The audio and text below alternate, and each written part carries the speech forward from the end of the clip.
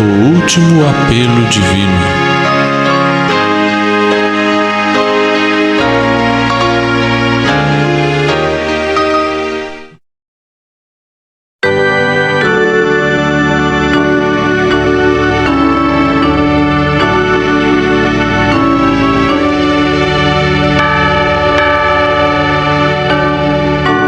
Pai nosso que estás nos céus, santificado seja o teu nome.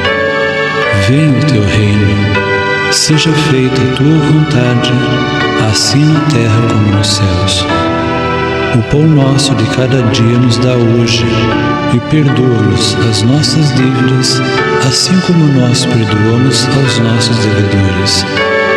Não nos deixes cair em tentação, mas livra-nos do mal. Porque teu é o reino, o poder e a glória para sempre.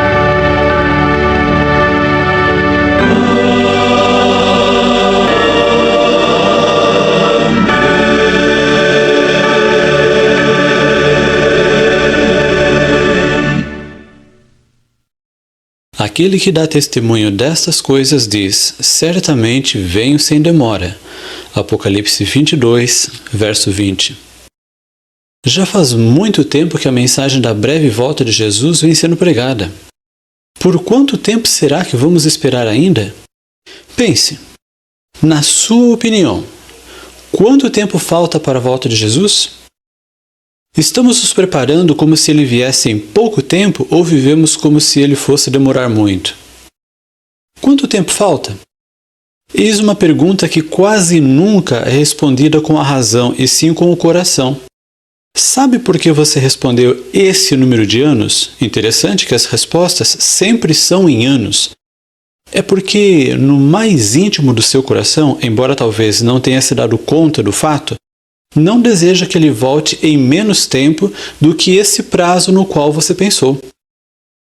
Acredite se quiser, mas pouquíssimos de nós, falando com toda a sinceridade do coração, gostaria que Cristo voltasse ainda neste ano. Sabe por quê? Porque não nos damos muito bem com Ele, não como deveria ser, embora usemos o nome de cristãos. Consideremos nosso relacionamento com Deus e a maneira como temos vivido. Já não somos mais o povo da Bíblia, como éramos conhecidos há anos atrás, e muitos de nós sentem sono quando pega a Bíblia para ler. De fato, se somarmos quantas horas ficamos em frente à televisão, ainda que usando a velha desculpa de só assistir aos noticiários, e somarmos também as horas que gastamos estudando a Bíblia, veremos que algo está errado. E quanto às nossas orações? Você prestou atenção às orações que fez hoje, se é que já fez muitas?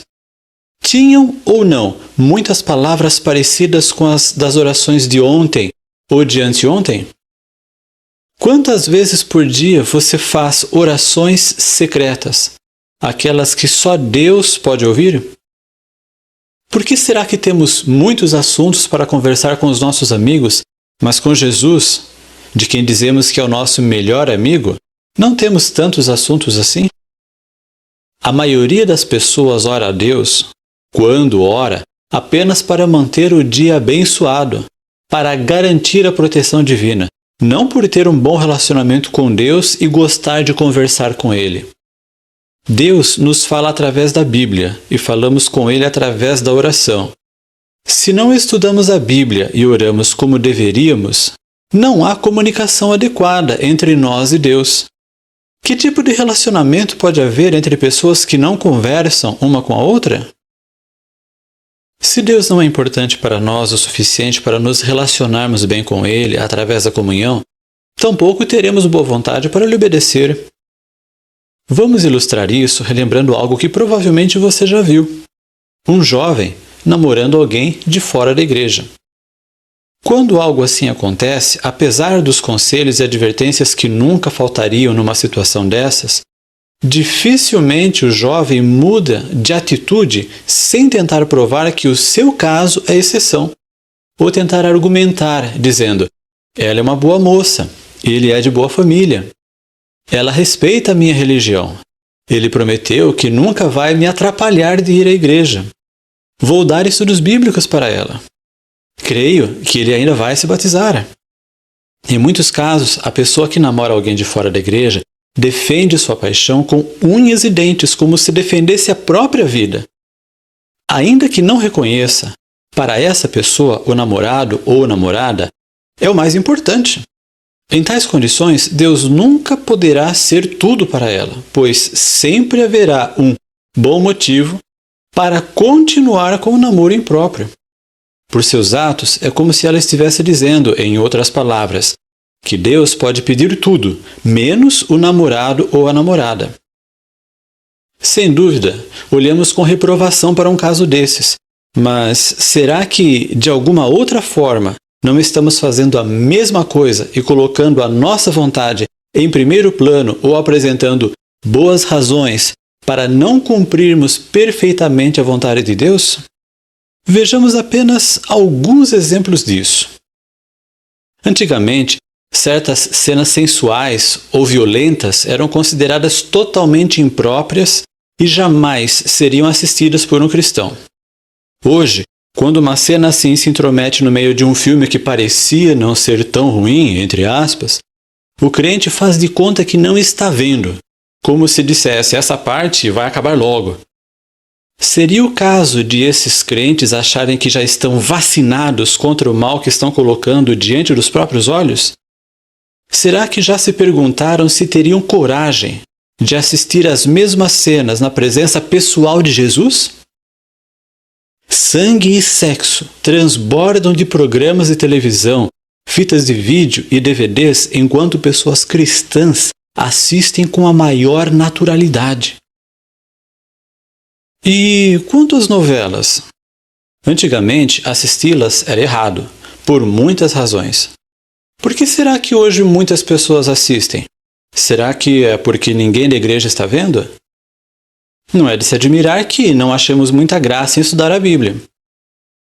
Já que falamos do que vemos, falemos também do que ouvimos. Alguém saberia dizer em que data foi que deixou de ser ruim ouvir músicas do mundo? Quais serão as últimas desculpas inventadas por tantas pessoas que não param de ouvi-las? Mas os problemas não param por aí. Na sua opinião, todas as músicas que são cantadas na igreja ou gravadas em nossos CDs são reverentes? Quer ver como o telhado vem abaixo muito facilmente? Responda. Pode-se usar bateria na música da igreja?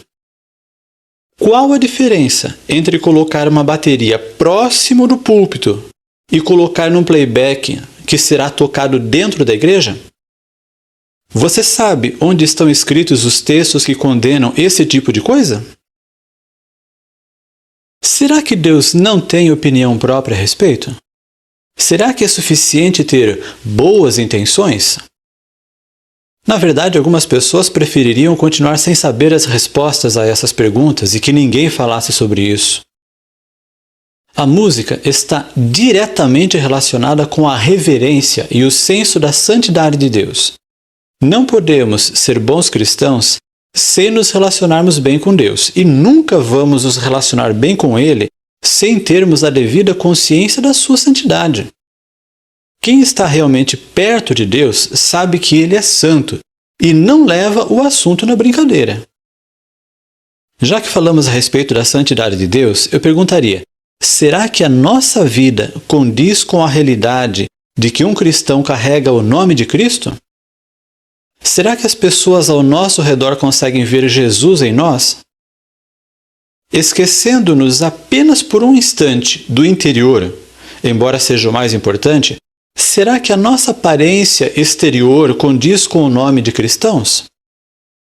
Não é preciso ir muito longe para constatarmos que a moral e o decoro estão em queda livre na sociedade moderna e o vestuário da atualidade comprova esse triste fato. Muitos são vítimas dessa tragédia na qual as mulheres pecam por vestirem roupas inadequadas e os homens por olharem. É a concupiscência dos olhos, e que falou o apóstolo em 1 João 2,16.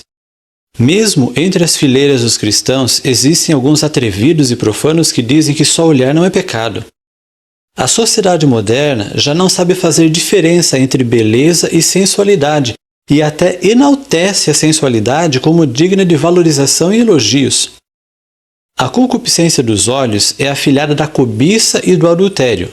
É pecado grave e leva à morte eterna. Com base nisso, podemos afirmar que muitas mulheres estão em seu dia a dia vestidas para matar. O pior de tudo é que muitas das mulheres que andam pelas ruas vestidas para matar são crentes, e algumas delas são nossas irmãs. Todo mundo sabe disso, mas ninguém gosta de tocar no assunto. Muitas delas, aparentemente, não estão sabendo que não é adequado mostrarem só um pouquinho de certas partes do corpo.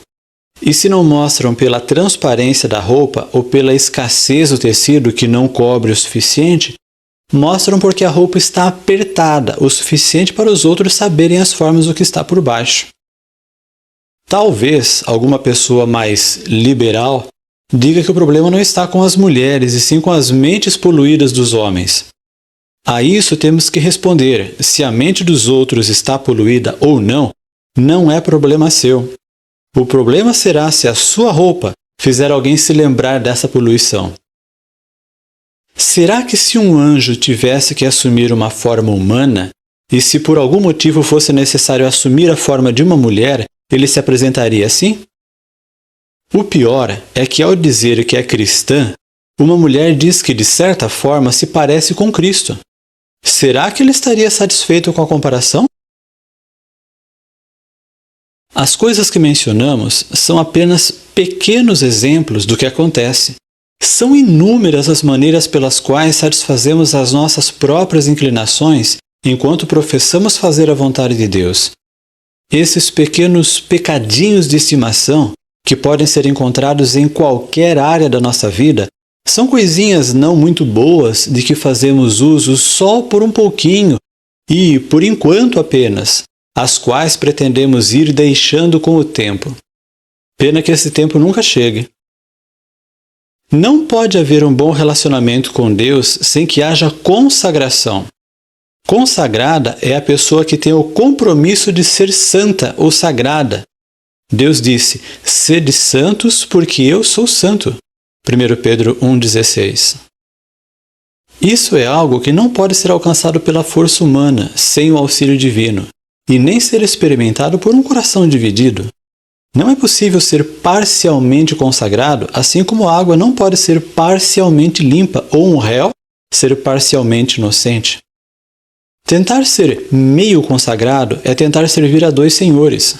É tentar reservar um lugar no céu enquanto mantém compromisso com as trevas. É dizer que conhece a Cristo e é seu amigo, enquanto persiste em fazer coisas que ele não faria.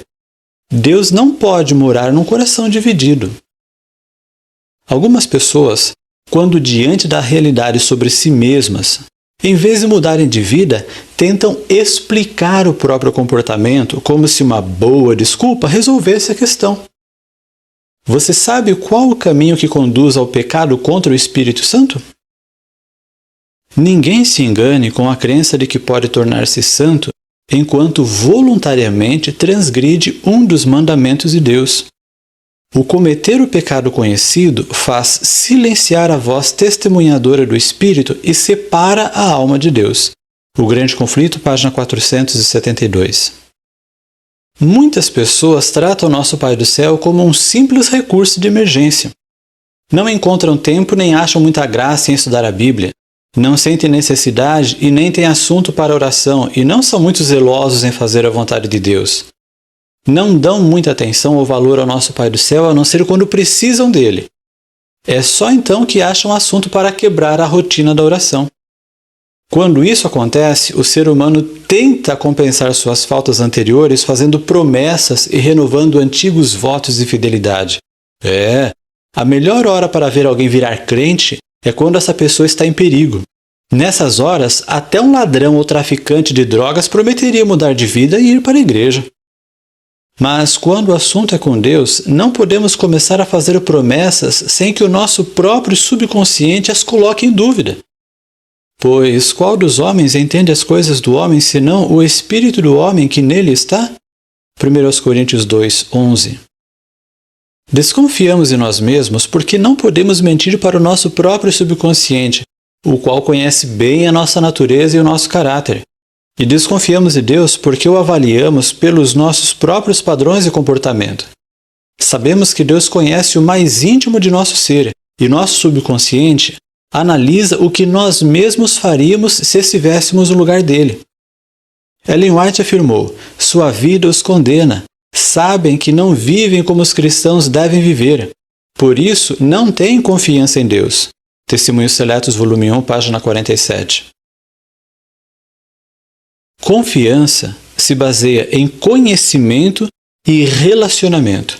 Não podemos confiar em quem não conhecemos bem e com quem não nos relacionamos bem. Não basta termos um conhecimento teórico de Deus, é preciso conhecimento prático, a experiência de vida. Os crentes de hoje creem, mas não confiam.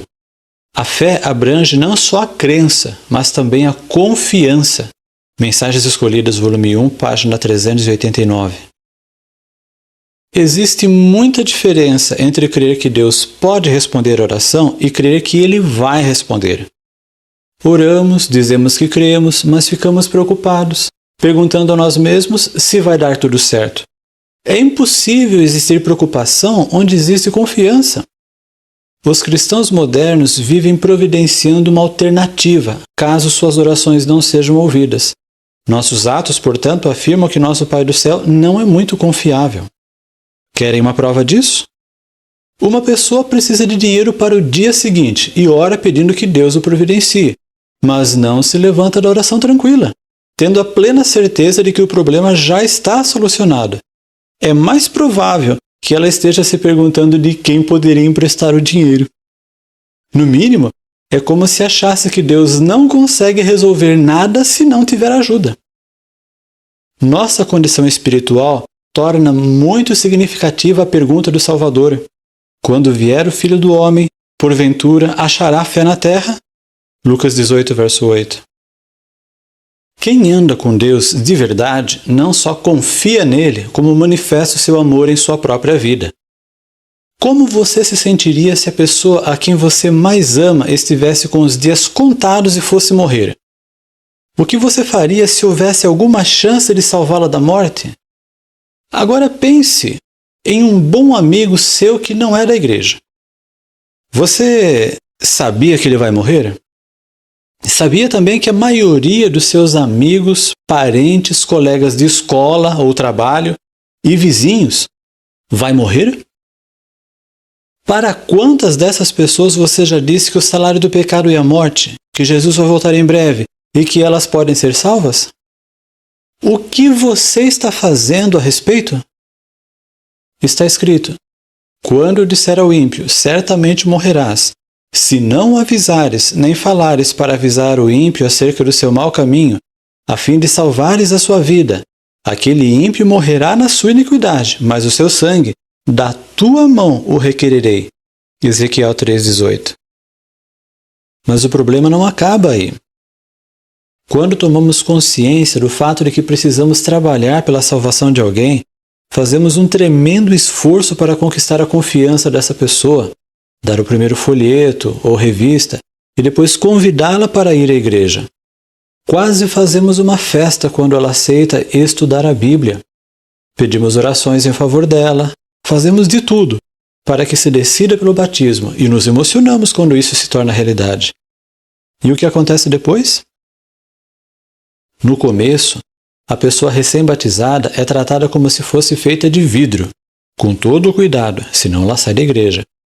Mas, com o passar do tempo, deixará de receber o mesmo cuidado e atenção de antes. Encaremos a realidade. Todas as pessoas que são cortadas da igreja por quebra dos mandamentos ou apostasia passaram pelas águas batismais da mesma forma que você. Quantos irmãos estiveram preocupados com o que estava acontecendo na vida espiritual daquela pessoa? Quantos tiveram por ela o mesmo zelo e cuidado que uma mãe teria para com o filho que mais ama? Aquela pessoa, que para alguns já não passa de mais um caso perdido, continua sendo a mesma que trouxe alegria para a igreja quando se batizou e continua sendo alguém por quem Cristo morreu. Contudo, não falta indiferença no coração de muitos quando levantam as mãos naquelas tristes reuniões para confirmar o voto da comissão da igreja e excluir aquela pobre e miserável alma. O que essas pessoas significam para nós? Elas são almas ou troféus? Isso não quer dizer que o pecado deva ser tolerado, de maneira nenhuma. O pecado tem que ser chamado pelo seu nome correto, mas não podemos nos esquecer de amar ao pecador e tratá-lo da maneira como Jesus o trataria. Que espécie de compromisso temos com o sangue de Cristo e com as almas pelas quais ele morreu? Mas não é só falta de compromisso, é também falta de compaixão. Quantas pessoas sofredoras se decepcionam e dizem que não há amor na igreja? Quando uma pessoa diz isso, sempre se levanta alguém para dizer que as coisas não são bem assim, que isso não é verdade, que, na maioria das vezes, não passaria de um simples mal-entendido. A grande verdade, porém, é que só fala isso quem nunca passou por dificuldades, precisou de ajuda e encontrou uma porta fechada. Muitas pessoas descobriram que a melhor forma de fazer os amigos desaparecerem foi dizer a eles que estavam passando por dificuldades. Quando o irmão com problemas consegue falar sobre os mesmos com alguém, a resposta é sempre a mesma. Coitado, eu vou orar por você. Você vai ver. Deus vai te abençoar e vai dar tudo certo. Vamos orar a respeito. Não bastando a culpa pela falta de compaixão, muitos desses especialistas em oração acrescentam a si mesmos a culpa de se tornarem mentirosos, porque nem orar oram. Quando oram, muitas vezes o fazem apenas para cumprir com a palavra, mas aquela oração não leva o sentimento sincero de seu coração. Se o irmão não foi abençoado, que pena. Paciência. Pelo menos minha obrigação eu fiz. Orei por ele. Felizmente, nem todos agem assim. Mas não se pode negar que esse é um problema real. Isso existe e é algo abominável aos olhos de Deus. Somos muitas vezes tremendamente hipócritas ao citarmos textos bíblicos dos quais não conhecemos o significado ou não o levamos muito a sério. Querem um exemplo disso? Tiago 2,17. Assim também a fé, se não tiver obras, é morta em si mesma. Para que usamos esse texto quando damos estudos bíblicos? Não é para ensinar aos estudantes que é preciso guardar os mandamentos, pois a fé, se não tiver obras, é morta em si mesma? Quantas vezes já paramos para ler e entender o verdadeiro contexto desse versículo? Você já se deu conta de que não é simplesmente da guarda dos 10 mandamentos que o apóstolo está falando? Leiamos o texto todo, sem pular nada. Que proveito há, meus irmãos, se alguém disser que tem fé e não tiver obras? Porventura essa fé pode salvá-lo? Se um irmão ou uma irmã estiverem nus e tiverem falta de mantimento cotidiano, e algum de vós lhes disser, ide em paz, aquentai-vos e fartai-vos, e não lhes derdes as coisas necessárias para o corpo, que proveito há nisso? Assim também a fé, se não tiver obras, é morta em si mesma. Tiago 2, versos 14 a 17. Mas as coisas não podem e não vão continuar assim por muito tempo. Uma séria mudança está para acontecer, pelo menos na vida dos que vão para o céu. Está escrito que antes de os juízos finais de Deus caírem sobre a terra, haverá entre o povo do Senhor tal avivamento da primitiva piedade, como não fora testemunhado desde os tempos apostólicos. O Espírito e o poder de Deus serão derramados sobre seus filhos.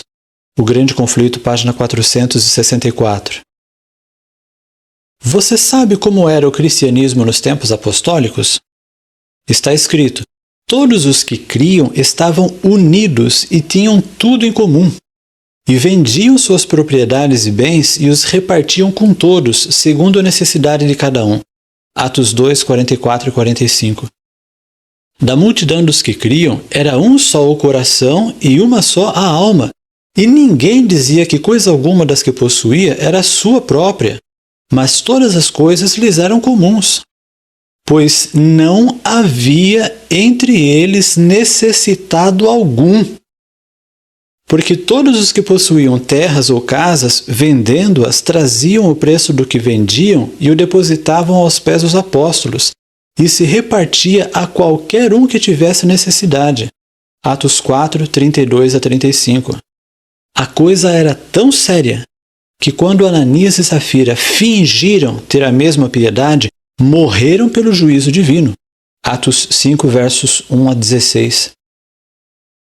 Sabem por que é tão fácil ser crente hoje em dia?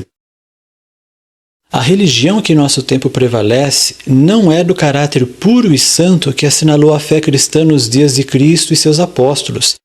É unicamente por causa do espírito de transigência com o pecado, por serem as grandes verdades da palavra de Deus tão indiferentemente consideradas, por haver tão pouca piedade vital na igreja, que o cristianismo é aparentemente tão popular no mundo. Haja um reavivamento da fé e poder da igreja primitiva, e o espírito de opressão reviverá, reacendendo-se as fogueiras da perseguição. O Grande Conflito, página 48. O inimigo não perseguirá a igreja enquanto ela estiver adormecida, pois sabe que, se o fizer, ela despertará e buscará o auxílio divino, e isso ele não quer. Não há coisa alguma que Satanás tema tanto como que o povo de Deus desempeça o caminho mediante a remoção de todo o impedimento, de modo que o Senhor possa derramar seu Espírito sobre uma enfraquecida igreja. Mensagens Escolhidas, volume 1, página 124. Muitos, no entanto, estão cometendo um grave erro ao supor que a chuva serôdia irá ajudá-los a abandonar pecados acariciados e a mudar de vida. Ao contrário disso, a chuva serôdia só será derramada sobre pessoas já reavivadas e preparadas, e somente quando a maioria dos membros da igreja estiver nessa mesma condição. O grande derramamento do Espírito de Deus, o qual ilumina a terra toda com sua glória, não há de ter lugar enquanto não tivermos um povo esclarecido que conheça por experiência o que seja ser cooperador de Deus. Quando tivermos uma consagração completa de todo o coração ao serviço de Cristo, Deus reconhecerá esse fato mediante um derramamento sem medida de seu Espírito, mas isso não acontecerá enquanto a maior parte dos membros da igreja não forem cooperadores de Deus. Serviço Cristão, página 253. Por incrível que possa parecer, isso não só vai acontecer, como lentamente já está começando a acontecer. Pare para pensar. Será coincidência tudo o que está ocorrendo? No Nordeste do Brasil, uma mulher decide evangelizar uma cidade, realiza uma série de conferências e vende o seu único meio de transporte para comprar materiais de construção para a nova igreja. A igreja está lá, com os novos membros, que são testemunhas vivas do que Deus está apenas começando a fazer. Noutra localidade, uma menina anda 7 quilômetros a pé para dar estudos bíblicos e dirigir ela mesma uma série de conferências. Mais de 60 pessoas já entregaram o coração a Jesus com a ajuda daquela jovenzinha. O Ministério Jovem da Divisão Sul-Americana adota como lema para o ano de 2005 "Fiel a toda prova", conclamando os jovens a serem muito mais do que meros cristãos nominais, convocando-os para serem fiéis acima de tudo, fiéis até a morte. O ano de 2005 está sendo conhecido internacionalmente na igreja como o ano do compromisso. Compromisso com Deus, com a pregação do Evangelho, com o preparo para a volta de Jesus. Os milagres estão começando a aumentar em número e em tamanho. As pessoas estão começando a notar cada vez mais a intervenção divina, e a oração intercessória está se tornando algo real na vida de muitos. ênfase especial tem sido dada ao assunto em pregações, livros e revistas, como a do pastor Mark Finley, intitulada A Oração Faz a Diferença. Muitos irmãos estão mudando seus hábitos musicais, abandonando o uso de CDs e playbacks que trazem músicas contendo ritmos e instrumentos inadequados à adoração e buscando mais conhecimento sobre o assunto. Quem não está cego ou distraído, percebe. Lentamente, alguma coisa está começando a mudar. Será tudo isso uma mera coincidência? Será que o fim ainda está muito distante? É bom lembrar de que Ellen White predisse algo que aconteceria na igreja imediatamente antes da terminação da graça. Mensagens Escolhidas, volume 2, páginas 36 a 39. Ela viu a música que existiria em nossas reuniões, e a mesma teria tambores e ritmo de dança, entre outras coisas. Eu pergunto, será que tal mensagem foi escrita por brincadeira, já se esperando que ninguém prestasse atenção na mesma ou a levasse a sério? Todos sabem que isso já se cumpriu, o que significa que estamos muito perto da terminação da graça. Se você acha que tudo o que foi dito até aqui é exagero, talvez a nossa despedida já esteja começando. O grande reavivamento espiritual que precedeu a descida do Espírito Santo nos tempos apostólicos começou ainda nos dias de João Batista, que já pregava que aquele que tem 2 túnicas reparta com o que não tem nenhuma, e aquele que tem alimentos faça o mesmo. Lucas 3, verso 11. Não foram somente 10 dias de preparo entre a ascensão de Jesus e o dia de Pentecostes, foram anos. Começando pela pregação de João Batista e prosseguindo durante os 3 anos e meio do ministério do Filho de Deus, os discípulos passaram pela mais intensiva campanha de reavivamento da história. Lembra-se da pergunta que eu lhe fiz no início da palestra sobre quanto tempo você daria para a volta de Jesus? Em quantos anos você pensou? Será que vai dar tempo para você se preparar aprendendo a ser um cristão de verdade? Quantos anos já se passaram desde que você começou a se preparar para a volta de Jesus? Com todo esse tempo, você ainda não aprendeu a ser um cristão de verdade? Alguém que se pareça realmente com Jesus? Quanto tempo mais vai ser preciso para mudar completamente o que não foi mudado até agora? Você está pensando que transformação de caráter ocorre da noite para o dia? Não se engane. É verdade que não podemos mudar nosso caráter por nós mesmos, mas Deus não age independentemente da disposição humana. A sua misericórdia trabalha no nosso ritmo. O seu caráter terá que ser transformado. Você não receberá um implante de caráter sem luta nem renúncia. Será preciso aprender a andar com Deus dia a dia, e isso deverá se tornar algo tão natural que você acabe não querendo mais pecar.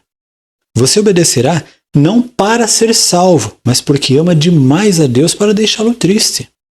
Você será diferente não para poder ir para o céu, mas irá para lá porque é verdadeiramente diferente de tudo que existe aqui e semelhante a tudo que existe lá. Ou você acha que pode entrar no céu do jeito que está? Você acha que o seu caráter já é semelhante ao de Jesus? Você dá a outra face quando alguém te agride moral ou mesmo fisicamente? Você perdoa prontamente e ora fervorosamente pelas pessoas que te magoam profundamente, que te traem, difamam e odeiam? Deseja ardentemente a salvação delas ou apenas o castigo divino? Lembre-se de que Jesus, ao ser crucificado, orou pedindo perdão para os seus assassinos. Você prefere ter prejuízos financeiros a magoar aqueles que devem para você? Você sente prazer em ir à casa de um irmão que lhe deve dinheiro e está em dificuldades, não para cobrar, mas para dividir com ele o pouco que você tem em sua própria despensa? Levar junto uma oração e um abraço amigo e dizer, não se preocupe, pague-me quando puder? Faz isso com carinho e amor ou por obrigação? Você gosta mais de estudar a Bíblia e dar estudos bíblicos? do que de se esticar na frente da televisão assistindo a certos programas, fitas de vídeo e DVDs que não ajudam a amar a Jesus? Você já se preparou para passar a eternidade toda ouvindo e cantando apenas o estilo musical dos anjos? Seus hábitos alimentares estão de acordo com as orientações do Espírito de Profecia? Tem muita coisa ainda a ser corrigida em sua vida antes que Jesus volte? Quanto tempo foi mesmo que você imaginou que falta para Jesus voltar? Você não acha que falta muito pouco tempo para a volta de Jesus, levando-se em consideração o que precisa ser feito em nossa vida antes que ele venha? Talvez a sua única chance seja mudar de rumo na vida agora mesmo, enquanto está assistindo a esta pregação. Você tem que, hoje mesmo, começar um programa intensivo de estudo da Bíblia e oração, de intensa comunhão com Deus, como nunca antes sequer imaginou ser possível. Você não pode mudar seus maus traços de caráter e nem abandonar seus pecados acariciados. Você nunca vai conseguir isso por mais que tente. Isso é uma obra que literalmente só Deus pode fazer. E para que isso ocorra, você precisa andar com Ele, viver com Ele, estar sempre bem juntinho a Ele. E é a única maneira disso acontecer. Todos os que tentam reformas baseadas na força humana fracassam, além de correrem o risco de se tornarem legalistas ou fanáticos e, nos casos mais trágicos, acabarem se envolvendo em movimentos dissidentes que não fazem outra coisa a não ser ver defeitos e acusar, tornando-se, portanto, nas palavras da pena inspirada, a mão direita de Satanás. O Grande Conflito, página 519. Certas coisas não podem esperar. Hoje é o dia da salvação, segundo Coríntios 6, verso 2. Se você não levar isto a sério, amanhã mesmo o apelo dessa pregação já poderá estar perdendo efeito em seu coração. Depois de amanhã, você já vai estar muito ocupado e não vai dar tempo, novamente, para estudar mais a Bíblia e orar mais. Na semana que vem, tudo terá voltado a ser como sempre foi. Em um mês, se você ainda estiver vivo, estará um mês mais perto da volta de Jesus e sendo o mesmo crente relaxado que sempre foi. Se você não pegar a Bíblia hoje mesmo e não começar a orar fervorosamente logo depois de assistir a esta pregação, amanhã já será mais difícil, você vai ver. Vai acabar deixando para depois de amanhã. Sabe quando vai dar certo? Só Deus sabe se é que vai dar certo. Alguns que não quiserem acordar agora, talvez nunca mais acordem. Além do tempo necessário para uma experiência de vida ao lado de Deus, existe o risco de não estarmos vivos amanhã. Quase ninguém leva essa realidade muito a sério. Já ouvimos isso muitas vezes e ainda estamos vivos. Só que muita gente que pensou assim está hoje fazendo companhia para as formigas e não pode mais dizer que isso é verdade. Não caia no erro de pensar, isso não vai acontecer comigo, pois você pode não ter tempo para descobrir que estava enganado. Enquanto você está assistindo a esta palestra, Deus está dando um passo a mais no sentido de restabelecer a verdadeira piedade em sua igreja. Não faz diferença se você quer que o fim venha logo ou não. Ele está se aproximando e é melhor que você se prepare para sofrer perseguição ou para perseguir, pois as decisões serão tomadas. Esta é a mensagem da testemunha fiel e verdadeira a Laodiceia. Nem todos vão gostar de ouvir, mas é Jesus quem está falando. Ellen White escreveu: "Perguntei a significação da sacudidura que eu vira, e foi-me mostrado que era determinada pelo testemunho direto contido no conselho da testemunha verdadeira à igreja de Laodiceia. Isto produzirá efeito no coração daquele que o receber, e o levará a empunhar o estandarte e propagar a verdade direta. Alguns não suportarão esse testemunho direto, levantar-se-ão contra ele, e isto é o que determinará a sacudidura entre o povo de Deus." Primeiros Escritos, página 270. Quando o inimigo perceber que está perdendo a batalha contra um reavivamento genuíno entre o povo de Deus, Sua fúria não conhecerá limites e ele se lançará contra a igreja, provocando uma grande perseguição no mundo. Será então que a mensagem do terceiro anjo se avolumará num alto clamor e toda a terra se iluminará com a glória do Senhor. Testemunhas, volume 6, página 401. Não fique muito confiante, achando que irá perceber em tempo quando as coisas estiverem ficando muito perigosas. Está escrito que só os que estiverem vivendo de acordo com a luz que têm recebido poderão receber maior luz. A não ser que nos estejamos desenvolvendo diariamente na exemplificação das ativas virtudes cristãs, não reconheceremos as manifestações do Espírito Santo na chuva serôdia. Pode ser que ela esteja sendo derramada nos corações ao nosso redor, mas nós não a discerniremos nem a receberemos. Testemunhos para Ministros Obreiros Evangélicos, página 507. Será que vale a pena correr o risco? Nem todos os que professam guardar o sábado serão selados. Muitos há, mesmo entre os que ensinam a verdade a outros, que não receberão na testa o selo de Deus. Tinham a luz da verdade, souberam a vontade de seu mestre, compreenderam todos os pontos de nossa fé, mas não tiveram as obras correspondentes. Testemunhos Seletos, volume 2, página 68. Quanto tempo vai durar o processo de reavivamento da igreja? Não sei, ninguém sabe. Mas os acontecimentos finais serão rápidos. Testemunhos Seletos, volume 3, página 280. E a advertência divina já está soando.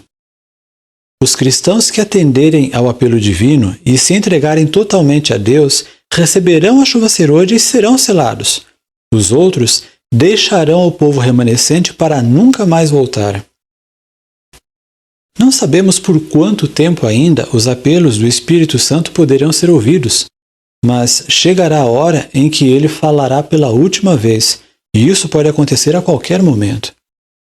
Talvez o que esteja te atrapalhando seja a espera de que os outros mudem, de que os outros melhorem primeiro. A mudança deve começar por mim e por você, e precisa começar agora.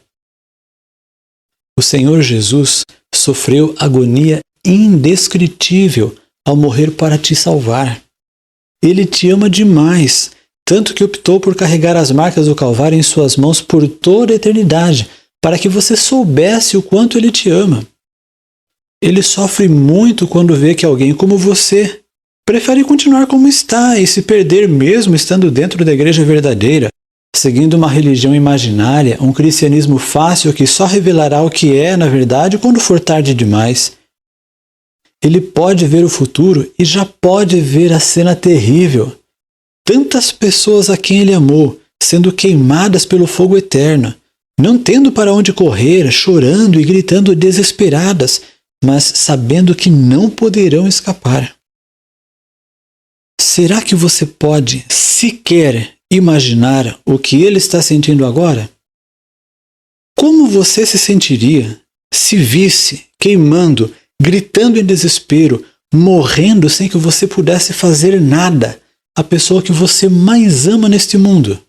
Um filho, uma filha, a mãe, o pai, o esposo, a esposa, o namorado? Jesus sofre porque pode ver muito mais do que isso. Sabe por que Jesus ainda não voltou? Por sua causa. Ele não quer que você pereça, mas ele não pode esperar por muito tempo mais. Não desperdice o grande sacrifício feito em seu favor. Ouça o apelo divino. Não jogue fora a sua oportunidade. Decida-se agora mesmo a começar de novo, andando com Deus, pois estamos muito perto do fim e Cristo logo virá.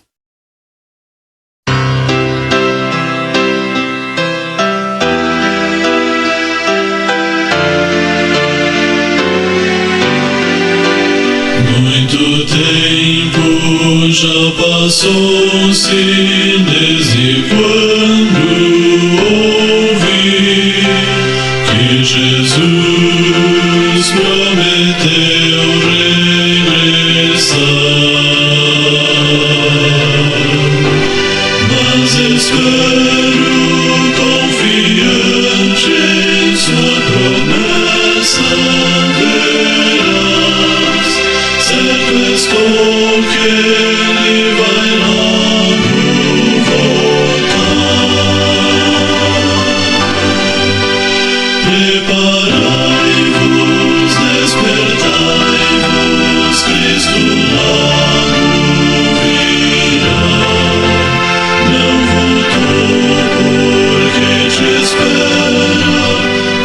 Ele quer te salvar.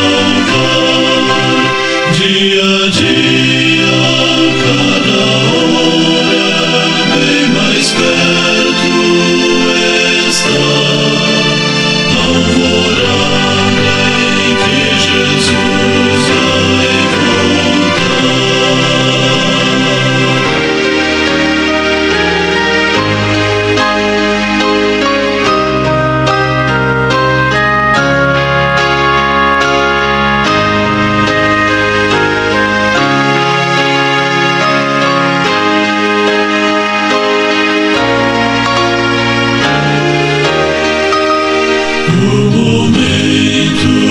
vai chegando de a batalha me unir, proclamar as multidões esta luz. Ombro a ombro, lado a lado, corações sempre a arder, firmes até voltar o Rei Jesus. Preparai-vos, despertai-vos, Cristo logo virá. Não voltou porque te espera, Ele quer te salvar. Dia a dia, cada hora, bem mais perto está. Alvorada em que Jesus vai voltar.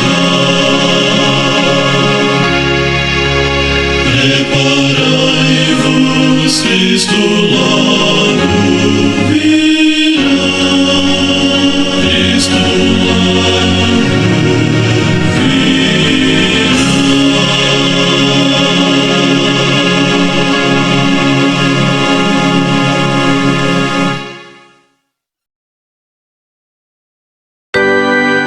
Aqui finalizamos, e ao nos despedirmos, elevamos ao céu uma prece nas palavras de Números capítulo 6, versos 24 a 26.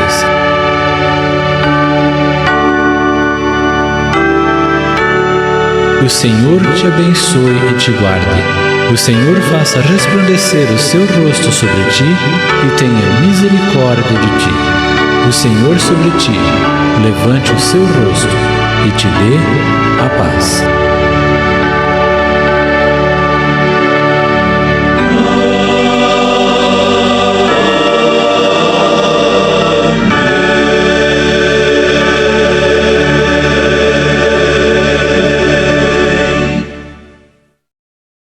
Antes de encerrarmos, permita-me dizer-lhe só mais algumas palavras. Temos viajado por vários estados do Brasil, pregando, cantando, apresentando temas sobre a música e outros como o que você acabou de assistir. Veja alguns pequeninos trechos de um desses programas. Eu vou fazer uma pergunta para vocês agora que vai complicar, quer ver? Temos aqui um teclado. Aqui está a mesa, mas eu acho que aqui no espacinho aqui ainda dá para dar um jeito, ou quem sabe ali atrás. O que vocês acham se a igreja fizesse uma coleta para comprar mais um instrumento e comprasse uma bateria bonitona, vermelha, com bordas douradas, e colocasse ali? Afastava o teclado mais para lá e colocava a bateria. O que vocês acham? Hã? Não, né? Normalmente as pessoas dizem, não pode. Mas eu vou fazer uma pergunta para você. Por que eu não posso colocar aqui, mas eu posso colocar nas caixas de som? Complicou, né? As pessoas se acostumam tanto a uma música irreverente que acham que na igreja está tudo bem. Quem sabe para segurar os jovens na igreja, eu pergunto, quem é que vai segurar esses jovens na nuvem quando Jesus vier buscar? Será que você vai estar lá para segurar o jovem na nuvem? Deus misericordiosamente terá que deixá-los fora da nuvem, porque seria, nas palavras de Ellen White no livro Parábolas de Jesus, as músicas, o que tem lá no céu seria um enigma. Deus misericordiosamente terá que deixá-los fora do céu. E eu quero acostumá-los a uma mentira, dizendo: você vai para o céu, venha para cá que eu vou segurar você na igreja. Com a música, com os costumes, com o que nós fazemos, com o que nós nos divertimos. Muitas vezes nós, pelos nossos atos, dizemos a Deus o seguinte: Senhor, minha prioridade é segurar o jovem na igreja. Se o Senhor não gostou, fica fora. Eu prefiro segurar o jovem na igreja. E admito coisas que Deus não gostaria de ver diante de sua presença. Os jovens devem ir para o céu, mas eu não vou poder levá-los para o céu mentindo, dizendo que o céu é algo que eles gostam, quando Jesus não gosta disso. O Deus de Elias, o Deus de Eliseu, o Deus daqueles grandes homens do passado, o Deus de Pedro, o apóstolo, que quando ele passava pela rua, as pessoas colocavam os doentes na calçada para que a sombra tocasse, se ao menos a sombra passasse por ele, o doente seria restaurado. Isso é poder, não é? Só que está escrito no espírito de profecia que antes de os juízos finais de Deus caírem sobre a terra, haverá entre o povo de Deus tal reavivamento da primitiva piedade, como não fora testemunhado desde os tempos apostólicos. E digo mais, irmãos, a chuva serôdia será muito mais poderosa do que foi a chuva temporã no passado. Você estaria preparado para presenciar algo assim? Mais poder do que nos dias apostólicos? Não podíamos, contudo, deixar de notar que há muito mais para ser feito do que o que pode ser alcançado devido às limitações humanas. Pensamos então em filmar uma das nossas programações e prepará-la num formato destinado a ser copiado e distribuído livremente. Seria uma forma de colaborarmos com o crescimento espiritual da igreja. Filmagens ao vivo foram feitas na verdade, mas constatamos que seria necessário algo mais elaborado para que os objetivos pudessem ser plenamente alcançados. Essa foi a razão de prepararmos este vídeo.